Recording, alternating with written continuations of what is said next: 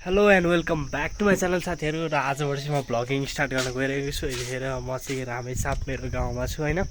म चाहिँ हिजो भर्खर आइपुगेको मेरो गाउँ, अनि त्यसपछि भ्लगिङको लागि हजुरहरूको साथ र सपोर्ट दिनु होला। अनि म चाहिँ हिजो भर्खर आएपछि के त्यस्तो त केही गरेँ होइन, यसो घरहरू लास्ट फोहोर देखेँ थियो, त्यो घरहरूलाई बढालेँ मैले। अनि हेर्न सक्नुहुन्छ मेरो पाहाड, हाम्रो गाउँको पाहाडहरू होइन। मेरो पाहाड त कहाँ हुन्छ, मेरो त यति झुकेर भनिहालेँ। यो पाहाड भनेको नेचर हो, नेचर नै आफ्नो हो कि। नेचरलाई आफ्नो बसमा बनाउनु सकिन्न, त्यही पनि नेचर आफ्नो हो भन्नु त पाइयो नि। अनि यतिखेर हामी चाहिँ यहाँ छौँ होइन। यो चाहिँ चौतारी हो, यहाँनिर ठुलो चौतारी छ। अनि अहिले म हिँड्दै जाँदाखेरि हजुरहरूले देख्न सक्नुहुनेछ। र यतिखेर एकदम राम्रो देखिरहेछ, त्यस्तो बादलहरू लागेर नराम्रो पनि देखेको छैन, एकदम सुन्दर देखिरहेछ होइन। अनि घाँसहरू पनि राम्रै छ, तर घाँसहरू भएर के अनि मान्छेहरू गाउँमा कोही छैन, बस्तु बाख्रा कसैले हत्तपत्त पाल्दैन। हाम्रो चाहिँ गाउँमा हजुरबा र हजुरआमा हुनुहुन्छ होइन। यो हजुरहरूले देख्नुभयो चौतारी हो, पछाडि ऊ त्यो मेरो घर। अनि हाम्रो घर चाहिँ ट्याक्क सेन्टर कि त जक्सनमा भनौँ न, टक्क लाएर हावाहरू नि आनन्दले चल्छ। गर्मी महिनामा पनि त्यस्तो गर्मी नि हुँदैन, जाडो महिनामा त्यस्तो जाडो नि हुँदैन कि, ठिक्क मिडियममा बसिरहेछ। अनि उता देख्न सक्नुहुन्छ हाम्रो घर अनि गाउँ होइन।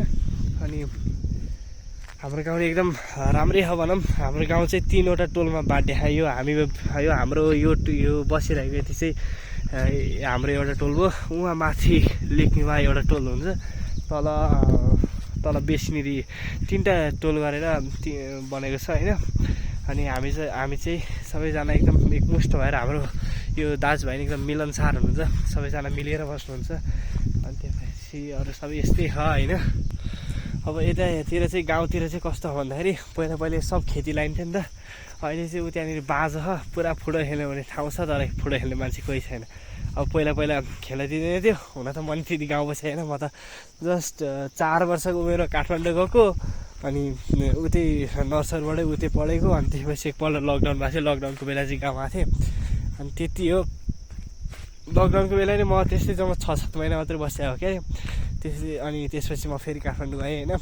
अनि म गाउँ चाहिँ आइराख्न मन लाग्छ, किनकि गाउँमा पिस छ नि त साथीहरू होइन। गाउँमा पिस छ, एकदम पिसफुल इन्भाइरोमेन्टको कारणले गर्दाखेरि माइन्ड फ्रेस हुन्छ। अनि त्यही भएर नि कारणले मलाई गाउँ मनपर्छ। हजुरबुवा र हजुरआमा नि हुनुहुन्छ होइन। अनि त्यो कारणले गर्दाखेरि मलाई गाउँ आउन मन लाग्छ।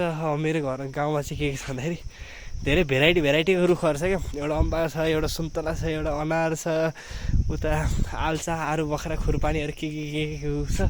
त्यही भएर सिजन अनुसारको यता फ्रुटहरू पनि खान पाइरहेको हुन्छ। उता काठमाडौँबाट नै हालिदिरहेको हुनुहुन्छ होइन, ड्याडीहरूले हालिदिइराख्नुहुन्छ है। र मलाई चाहिँ मेरो गाउँ चाहिँ अलि धेरै खतरा जस्तो लाग्छ, किनकि हावाले गाउँ भने मेरो घर चाहिँ राम्रो ठाउँमा छ जस्तो लाग्छ। किनकि टक्क लाएर हावा नि चलिरहेको हुन्छ, त्यस्तो गर्मीमा फिल नै हुँदैन। हिजो चाहिँ लास्ट गर्मी थियो साथीहरू होइन। आज चाहिँ त्यति गर्मी पनि छैन, ठिक्क छ भनौँ। अनि त्यसपछि यो मैले ज्याकेट चाहिँ यत्तिकै लगाएको है फेरि होइन। रमाइलो हो भनौँ। अब हजुरहरूलाई नेक्स्ट भिडियोमा क्याचअप गर्नेछु। Thank you.